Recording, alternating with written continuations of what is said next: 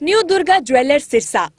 खारिया वाले प्रभुजी सोनी व पीली मंदोरी वाले सज्जन सोनी का भारत सरकार द्वारा मान्यता प्राप्त मशहूर hallmark jewellery showroom new Durga jewellers Parshuram Chowk Sirsa. अधिक जानकारी के लिए संपर्क करें 9813932001 या 9466697217।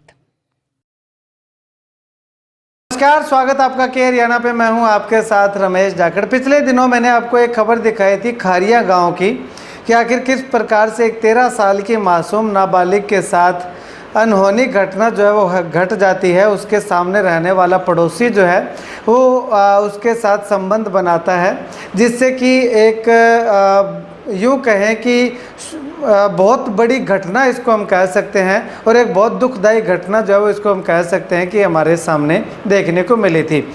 आवाज़ उठाई, मुद्दा उठाया, उसके बाद अगर बात करें तो उस पर कार्रवाई करते हुए प्रशासन ने, पुलिस ने जो है वो उसको हिरासत में ले लिया था, गिरफ्तार कर लिया था। गिरफ्तार करने के बाद उसको जो है वो जो आरोपी है उसको जेल भेज दिया गया है।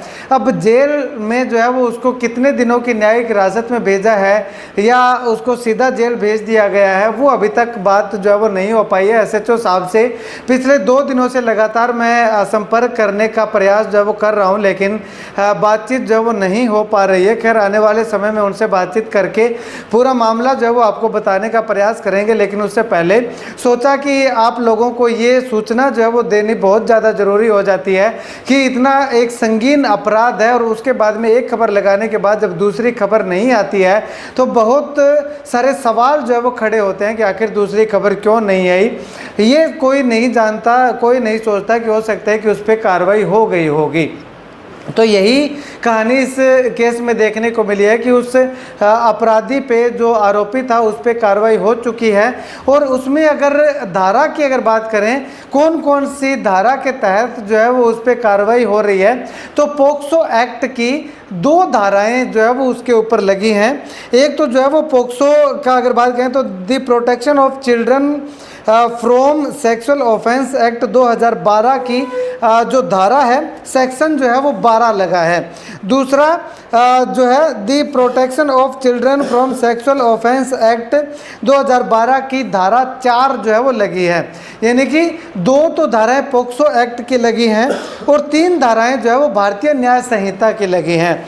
यानी कि भारतीय न्याय संहिता 2023 की धारा 333, भारतीय न्याय संहिता 2023 की धारा 65/1 और भारतीय न्याय संहिता 2023 की धारा 75/2। यानी कि टोटल 5 धाराएं जो है वो उस आरोपी युवक पे जो है वो लगी हैं, जिसने 13 साल की एक मासूम बच्ची के साथ घिनौना काम जो है वो, घिनौनी हरकत जो है वो की है। फिलहाल जो है वो उसको कोर्ट में, अदालत में पेश करके जेल भेज दिया गया है।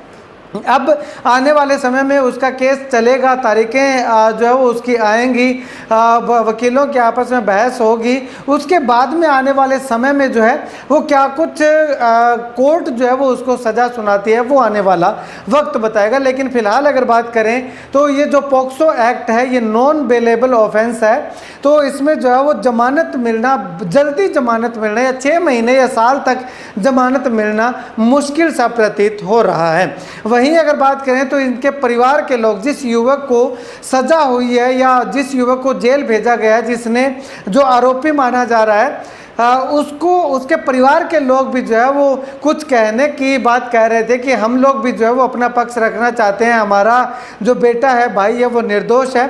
खैर, उनसे भी संपर्क करेंगे कि आखिर वो इसको निर्दोष बता रहे हैं तो कैसे बता रहे हैं, क्योंकि एक पक्ष की नहीं, दूसरा पक्ष अगर कुछ बोलना चाह रहा है तो उससे भी बातचीत करके हम आपको पूरा जो है वो मामला क्या कुछ है वो दिखाने का प्रयास करेंगे। लेकिन फिलहाल आप लोगों ने जो वीडियो में जो रिस्पॉन्स दिखाया, जो आपने शेयरिंग उस वीडियो की और एकजुटता के साथ आवाज़ उठाई, उसी के बलबूते आज जो है वो आरोपी सलाखों के पीछे पहुंच गया है। खैर, इस वीडियो को जितना ज़्यादा हो सकता है शेयर जरूर कीजिएगा ताकि उन तमाम लोगों तक ये वीडियो पहुंच सके।